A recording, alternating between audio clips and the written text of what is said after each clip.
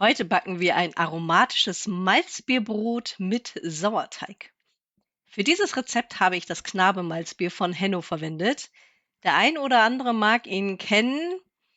In unserer Alterskategorie spielt er ja meist weniger eine Rolle, aber ist ein wirklich sehr sympathischer junger Mann. Ihr könnt aber natürlich jede andere Sorte Malzbier verwenden. Und ich messe das hier eben ab und gebe dann mein Weizenmehl hier in die Schüssel. Das ist ein 550er. Dann das Vollkornweizenmehl. Und das genaue Rezept findet ihr wie immer unten in der Videobeschreibung. Es kommt aber auch später nochmal. Dann könnt ihr einfach das Video pausieren. Das kommt dann mit der Endkarte und dann könnt ihr euch einen Screenshot davon machen. Ich gebe das Ganze hier in meine KitchenAid, gebe dann das Malzbier hinzu und wie immer habe ich mich hier für die Teigpeitsche von Rammershofen entschieden, weil es da so ist, dass der Teig nicht nach oben wandert. Das finde ich so schön. Es ist wirklich so unkompliziert damit. Dann knete ich den Teig an, dass der schön vermischt ist und danach folgt eine Autolyse. Das bedeutet, der Teig darf jetzt für 30 bis 60 Minuten ruhen, bei Zimmertemperatur abgedeckt. Und in dieser Ruhezeit kann das Mehl das Malzbier aufnehmen und das Klebergerüst beginnt sich ganz von allein zu entwickeln. Dadurch lässt sich der Teig später deutlich leichter auskneten. Und weil ich zwei verschiedene Sauerteige heute verwende, habe ich das auch noch ein zweites Mal gemacht. Glücklicherweise habe ich mehrere Schüsseln. Und als erstes verwende ich hier meinen Weizensauerteig. Der stand jetzt ein bisschen im Kühlschrank ein paar Tage, der muss wieder gefüttert werden. Und dann dachte ich, Mensch, dann können wir ja gleich mein Brot backen. Und dann gebe ich noch das Salz mit hinzu und dann geht's wieder weiter. Und ja, am besten ist es natürlich, wenn ihr mit einem frisch aufgefrischten Sauerteig backt. Aber es geht auch mit einem, der einige Tage im Kühlschrank stand. Und das möchte ich hiermit auch zeigen. Gerade wenn es so warm ist wie jetzt, da hat man eigentlich keine Lust zu backen. Aber besonders jetzt im Sommer lohnt es sich, weil die Teige so fantastisch aufgehen, ein Sauerteig viel leichter gelingt und auch die Herstellung von Hefewasser viel einfacher ist. Also, falls euch die Hitze nicht stört, ist jetzt wirklich der richtige Zeitpunkt, mit diesen Sachen anzufangen. Im Winter macht es natürlich mehr Spaß, aber da ist es halt viel kälter und ihr braucht dann entweder einen Gärautomaten oder einen eingeschalteten Backofen mit Licht. Und für den einen oder anderen mag es daher vielleicht ein kleiner Aufruf sein, das jetzt anzufangen. So, der erste Teig ist gut ausgeknetet, circa 10 bis 15 Minuten. Bei Weizenmehl ist ja immer ganz wichtig. Hier beim zweiten gebe ich jetzt meinen Roggensauerteig hinzu und man kann schon erkennen, der ist ein bisschen kompakter als mein Weizensauerteig. Dann auch hier wieder das Salz. Ich verzichte absichtlich hier bei den Teigen auf Zucker, denn das Malzbier bringt ja von Natur aus eine leichte Süße mit sich, malzige Röstaromen und dadurch bekommt das Brot später einen besonderen kräftigen Geschmack und eine schöne Farbe. Und der Zucker sorgt auch dafür, dass die natürlichen Hefen- und Milchsäurebakterien im Sauerteig zusätzliche Nahrung enthalten. Und das habe ich so ein bisschen unterschätzt, wenn ich ehrlich bin, zusammen mit der Temperatur. Aber das seht ihr gleich noch. Als erstes nach circa 30 bis 60 Minuten mache ich das erste Strecken und Falten. Dafür einfach die Hände ein bisschen anfeuchten und dann von jeder Seite einmal so ein bisschen hochziehen und rüber. Und am Anfang seht ihr, reißt das noch. Das ist völlig normal. Nicht erschrecken, abdecken, wieder ruhen lassen. Und insgesamt habe ich das jetzt während des Aufgehens so dreimal gemacht. Das reicht meistens tatsächlich. Ihr könnt es auch noch ein viertes Mal machen. Und die Aufgehzeit, das hängt tatsächlich von eurem Sauerteig ab und von der Temperatur, wo ihr den Teig stehen lasst. Im Normalfall dauert das mit einem Sauerteig circa 3 bis 6 Stunden.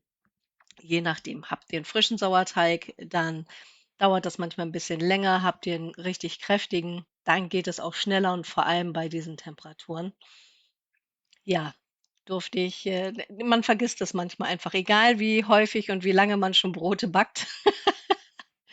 Schreibt mir doch sonst gerne mal in die Kommentare, was ihr schon alles gehabt habt mit euren Brotteigen, was ihr vielleicht auch mal unterschätzt habt. Würde mich sehr interessieren. So, ich habe jetzt hier meine Teige quasi fertig und werde die jetzt noch ein letztes Mal strecken und falten. Schöne Luftblasen hier. Das sieht alles ganz toll aus. Und ich mache es so, dass ich meine Brote heute in dem Topf backe. Ich habe ja hier diesen gusseisernen Topf, den nutze ich tatsächlich ganz gerne dafür. Und ihr könnt das auch in jedem anderen Edelstahltopf machen, wo ihr den Deckel mit in den Backofen geben könnt, also wo kein Plastik dran ist.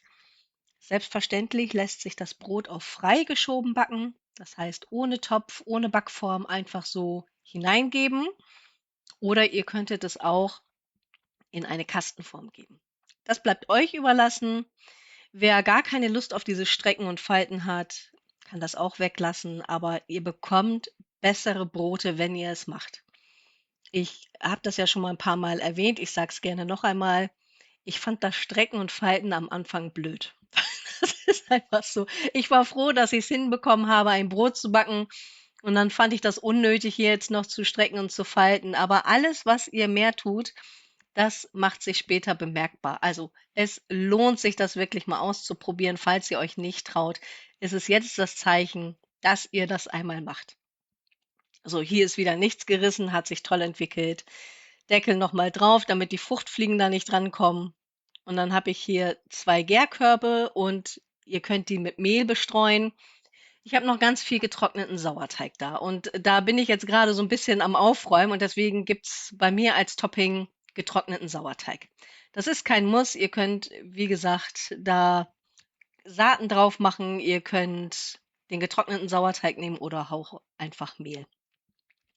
Das bleibt euch überlassen. Ich finde tatsächlich von der Kruste ist das ganz angenehm. Dann bemehle ich hier meine Arbeitsfläche. Was ich empfehlen kann, ist, zu dem Mehl, was ihr drüber streut, immer ein bisschen Reismehl dazu zu geben. Das pudert sehr stark, aber es klebt weniger an dem Brotteig. Das macht es später einfacher. Probiert es gerne mal aus und schreibt mir sonst doch noch mal gerne in die Kommentare, wie ihr das gerne macht. Alternativ kann man auch Saaten da noch mal dazu bestreuen. Also das bleibt euch natürlich offen. Und ich bin schon mal sehr gespannt, wie euch das Brot schmecken wird. Bei uns kam es sehr gut an. Also klar kann ich das sagen.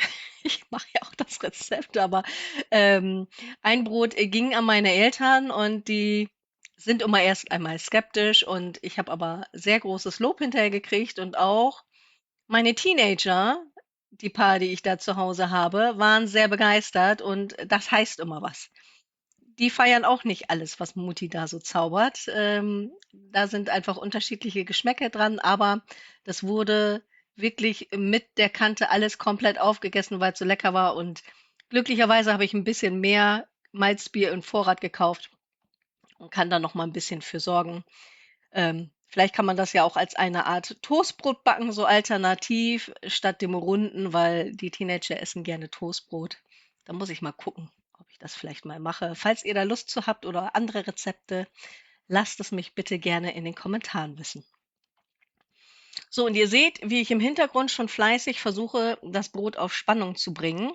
Und das ist jetzt das mit dem Roggensauerteig. Und ich unterschätze immer, wie viel kraftvoller der ist als mein Weizensauerteig. Einfach, weil der so nicht wirkt. Das finde ich beim Roggensauerteig immer so faszinierend. Der wirkt gar nicht so stark und er hat bei mir wirklich ordentlich Wumms. Und deswegen schwimmt der Teig so ein bisschen mehr. Ihr könnt das vielleicht gleich noch mal den Unterschied erkennen zu dem zweiten Teig. Da zeige ich euch das auch noch mal eben. Ich kann euch immer generell empfehlen, so eine Teigkarte euch zu besorgen, für den Fall, dass ihr kein Equipment haben möchtet und euch auch nicht kaufen möchtet. So ein Gärkorb zum Beispiel ist auch optional. Ihr könnt auch ein Sieb nehmen und da einfach ein Küchenhandtuch reinmachen. Das geht genauso. Aber wenn ihr euch Equipment anschafft, dann lasst es eine Teigkarte sein. Die ist wirklich Gold wert.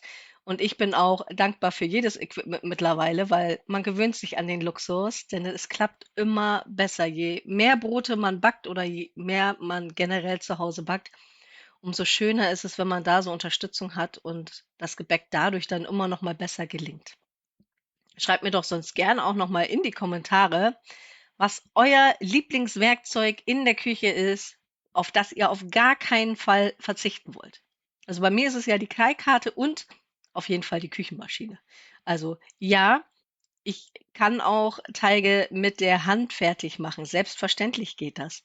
Aber wie viel schöner ist es, dass es die Maschine macht und ich währenddessen schon was anderes dann vorbereiten kann. Aber wie gesagt, ich bin da schon sehr gespannt, was ihr schreibt. So, das ist jetzt hier der Brotteig mit dem Weizensauerteig. Ich weiß nicht, ob ihr es schon erkennen könnt. Der ist ein bisschen stabiler. Hier, da kann man schon auf jeden Fall besser erkennen. So, der bleibt besser in Form. Und ich habe es dann so gemacht, weil ich das so ein bisschen unterschätzt hatte, habe ich die Teige, nachdem ich sie in den Gärkorb gemacht habe, dann in den Kühlschrank gestellt, damit sie noch mal ganz kurz pausieren können. Gerade wenn ihr einen Sauerteig habt, den ihr unterschätzt habt, der quasi fast schon Übergare habt, dann lohnt sich das tatsächlich, das dann im Kühlschrank zu machen oder generell auch bei heißen Temperaturen den Teig im Kühlschrank aufgehen zu lassen. Funktioniert auch ganz wunderbar. Dann formt ihr das, packt in Gärkörbchen und lasst es über Nacht dort drin stehen. Und ich habe jetzt einfach die Zeit genutzt, die der Teig im Gärkorb im Kühlschrank war, um dann den Topf in meinem Mini-Backofen für 30 Minuten vorzuheizen. Habt ihr normalen Backofen, dann mindestens eine Stunde. Der Topf muss wirklich richtig schön heiß sein. Mir tut das immer so ein bisschen um die Energiekosten weh, deswegen freue ich mich immer, dass ich meinen Mini-Backofen benutzen kann. Und den nutze ich tatsächlich nicht nur hier für meine Videos, sondern ausschließlich privat, weil ich liebe diesen Mini-Backofen. Also, falls ihr den auch habt, schreibt mir das doch mal rein, ob ihr den hauptsächlich benutzt oder nur zusätzlich. Das würde mich sehr interessieren. So, und hier ist jetzt der heiße Topf. Das ist hier jetzt hier der von Ottja, dieser gusseiserne, den finde ich total schick. Ich liebe den. Und das Backpapier habe ich vorher unter einem laufenden Wasser eben zusammengeknüttelt, also zusammengeknüllt und dann wieder auseinandergeformt. So passt er sich am besten dem Topf und dem Brot an. Und dann als Tipp, ihr könnt das Brot so wie ich das jetzt hier hineingeben. Das geht. Erfahrungsgemäß ist es aber so, wenn ihr nicht so häufig im Topf backt, dass die Wahrscheinlichkeit groß ist, dass ihr euch verbrennt. So geht es zumindest mir. Man ist so in Gedanken und dann so in Eile, man will es doch schnell eben backen und man hat dann auch irgendwas anderes noch im Kopf. Und dann schneidet man das ein und dann verbrennt man sich. Ich kann euch gleich nochmal was anderes zeigen. Und statt diesem Messer, was ich hier jetzt benutzt habe, dieses Brotmesser, könnt ihr auch eine Schere nehmen. Auch da ist die Gefahr geringer, dass ihr euch verbrennt. Das ist jetzt hier das mit dem Weizensauerteig und ich wollte es zuerst so reingeben. Und dann habe ich mir gedacht, nee, das machen wir ein bisschen schlauer. Ich schneide es ein, bevor ich es in den Topf gebe. Dann könnt ihr sehen, ich kann noch viel tiefer einschneiden, weil die Gefahr da nicht so groß ist, dass ich mich verbrenne. Das kann ich euch sehr ans Herz legen. Dann hier wieder so zusammenfalten, nicht verbrennen, nicht an den Topf kommen und auch nicht den Deckel ohne Handschuhe anfassen. Das sage ich nicht ohne Grund. So, hier haben wir die zwei Brote. Und ich weiß nicht, ob ihr das jetzt hier schon erkennen könnt. Die sind ein bisschen unterschiedlich ausgefallen. Ich habe jetzt hier als erstes den mit dem Roggensauerteig und ja, der war ein bisschen drüber. Super saftig, super lecker, gar keine Frage, aber ist halt offenporig geworden. Geschmacklich top, ganz lecker, aber nicht ganz so schön vom Ergebnis her. Wir schauen uns jetzt mal das zweite Brot an. So, zack, nach vorne geschoben. Die haben eine unterschiedliche Größe. Ich hoffe, das kann man so ein bisschen sehen. Dann hier jetzt das Weizenbrot. Ist auch von der Qualität richtig lecker geworden. Und jetzt könnt ihr es erkennen, das ist viel feinporiger. Ich halte hier noch mal so 2 Scheiben nebeneinander. 'N Riesenunterschied. Also, von der Größe der Scheibe als auch von der Porung, aber beide super lecker. Ich bin schon auf eure Ergebnisse gespannt und freue mich da auf eure Rückmeldungen. Genießt das Rezept und wir sehen uns in diesen Videos wieder. Ich sende euch viele liebe Grüße, eure Emma.